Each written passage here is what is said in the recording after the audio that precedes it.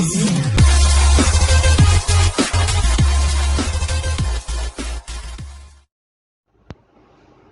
Morning students. आज हम कविता पढ़ेंगे क्षितिज भाग 2 पाठ 4 यह दंतुरित मुस्कान। फसल कवि नागा अर्जुन। यह दंतुरित मुस्कान नागा अर्जुन द्वारा रचित इस कविता में छोटे बच्चे की मनोहारी मन को हरने वाली मुस्कान देखकर कवि के मन में जो भाव उमड़ते हैं उसे कविता में कवि ने अनेक बिंबों के रूप में दिखाया है। कवि का मानना है कि इस सुंदरता में ही जीवन का संदेश है। इस सुंदरता का प्रभाव ऐसा है कि कठोर से कठोर मन भी पिघल जाए। इस दंतुरित मुस्कान की मोहकता तब और बढ़ जाती है जब उसके साथ नजरों का बाकपन जुड़ जाता है। बाकपन यानी तिरछापन। फसल शब्द सुनते ही खेतों में हरी भरी लहलहाती फसल आंखों के सामने आ जाती है, परंतु फसल है क्या और उसे पैदा करने में किन किन तत्वों का योगदान होता है, इसे कवि नागा अर्जुन ने अपनी कविता में बताया है।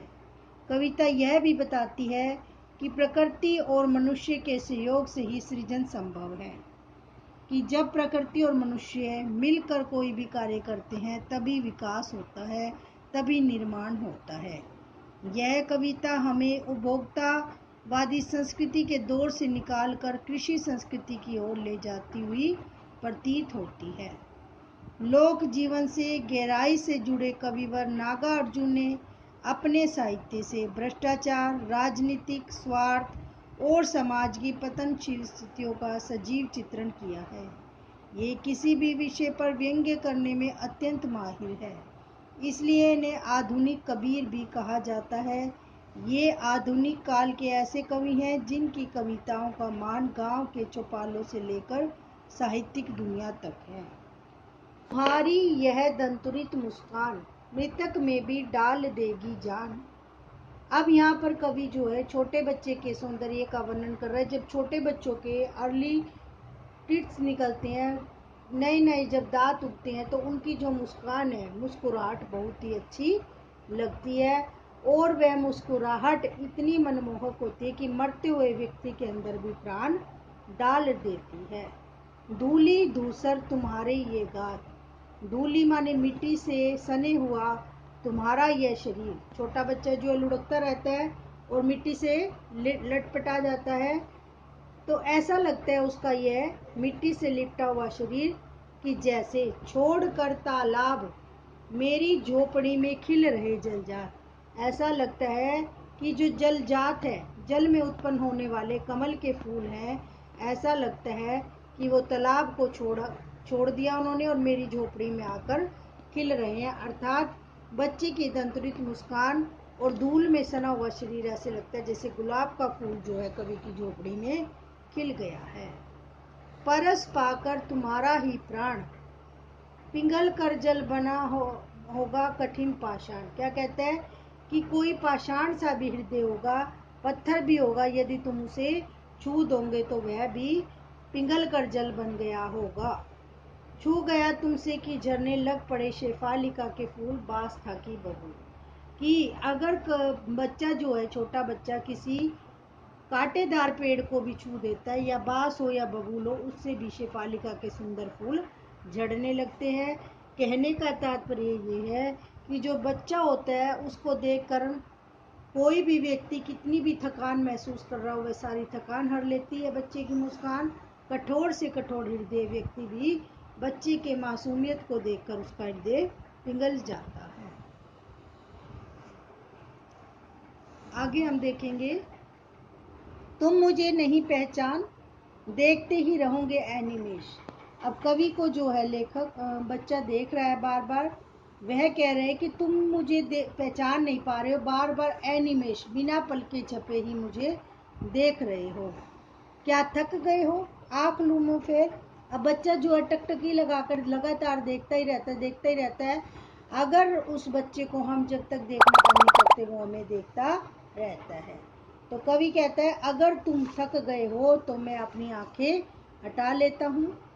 क्या हुआ यदि हो सके परिचित ना पहली बार।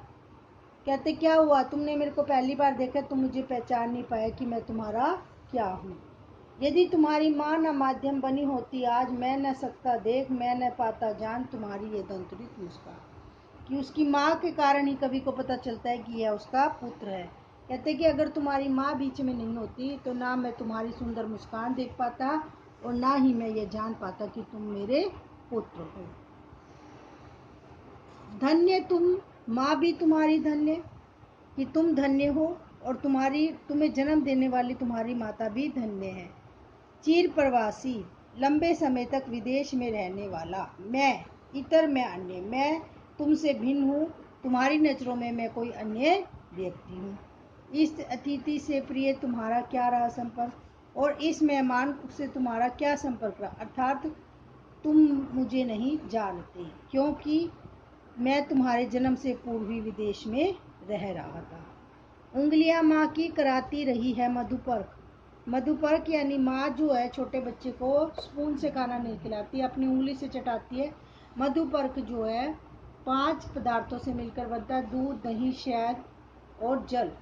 तो कहते हैं कि 5 प्रकार के पदार्थों से मिलकर बना हुआ मधुपर्क तुम्हारी माँ तुम्हें उंगलियों से चटाती रही है। देखते तुम इधर कनखी मार, तुम तिरछी कनखी मारना, तिरछी नजरों से देखना, और होती जबकि आंखें 4।